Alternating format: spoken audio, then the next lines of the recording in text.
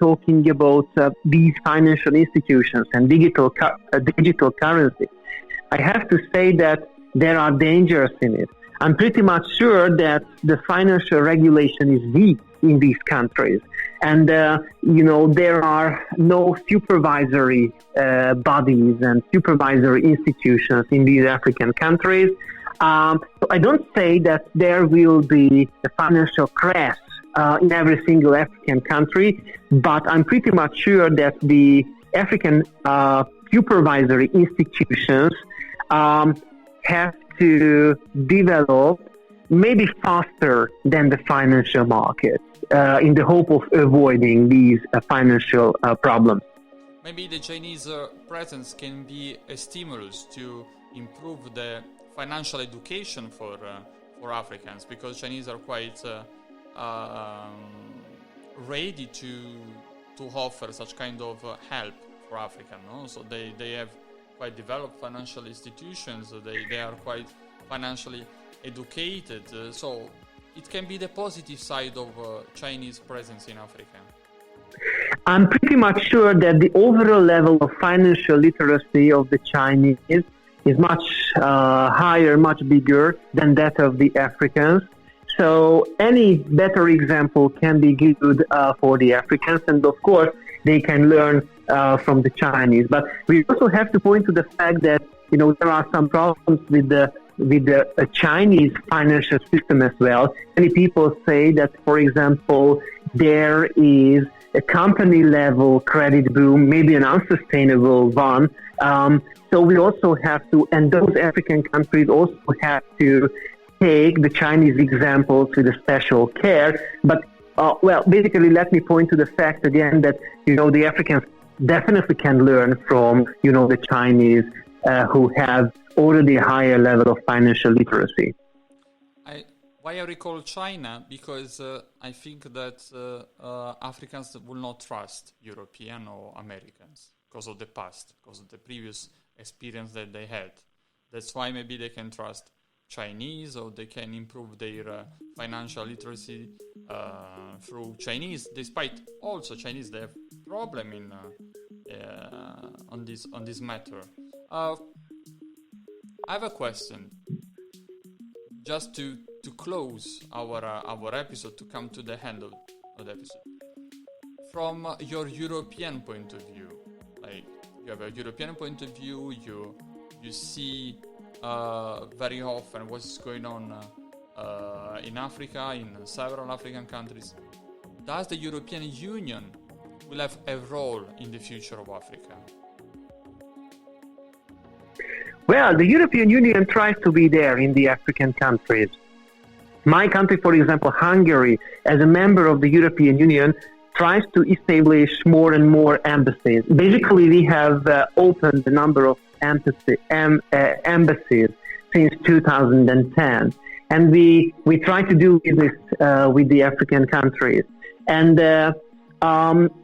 almost every single European Union member country tries to be there. And we try to benefit from the enlarging customer markets. And we simply try to tap the middle-class people in Africa who are ready to spend and who are not shying away from showing what they basically have. The sad thing is that, we are behind the Chinese. And, the Chinese in some countries already have a larger market share. And it would be quite difficult to increase our market shares in those European Union countries. And, in those African countries by the European Union countries.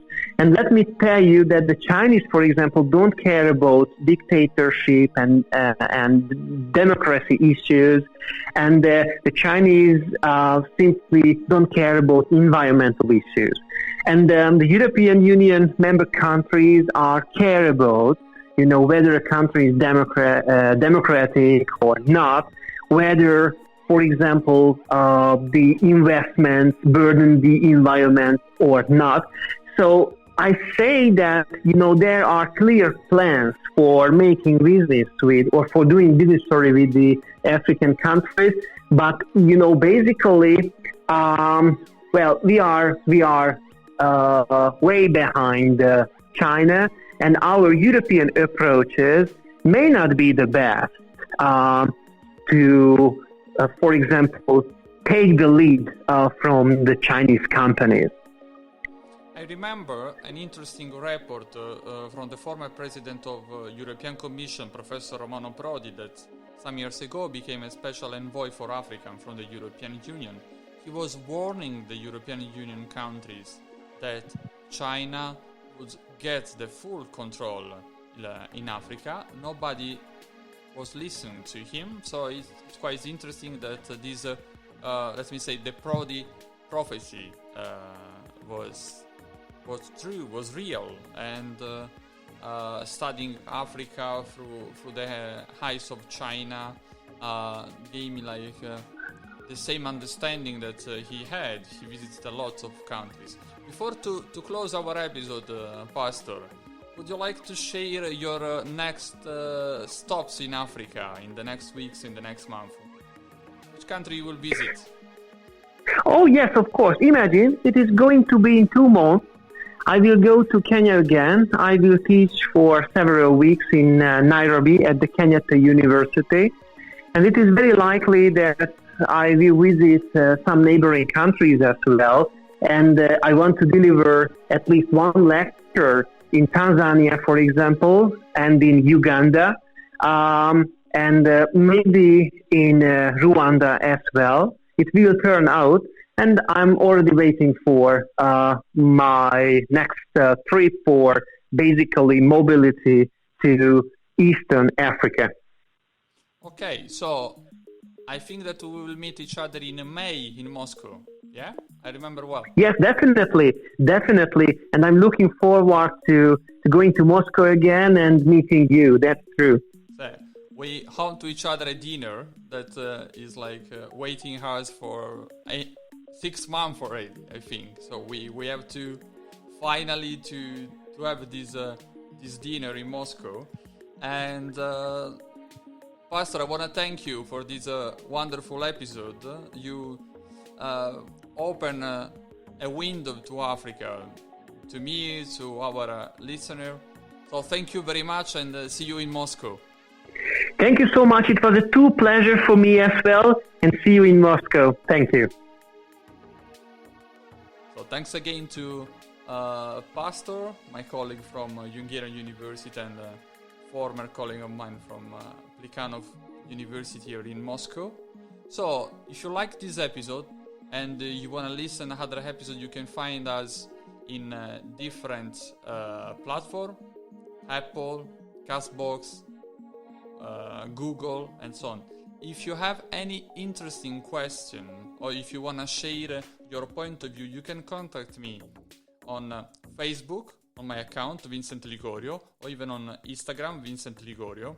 You will find a preview of next episode and interesting comments from our guest or other expert. So, thank you again, and see you to the next episode.